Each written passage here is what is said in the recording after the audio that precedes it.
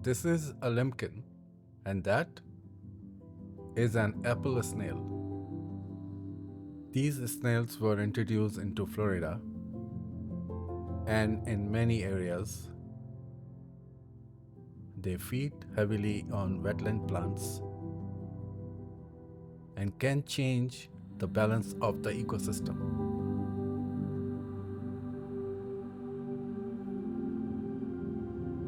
But for the limpkin,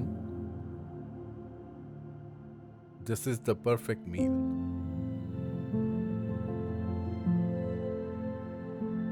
Its curved beak is made for this, to reach inside the shell.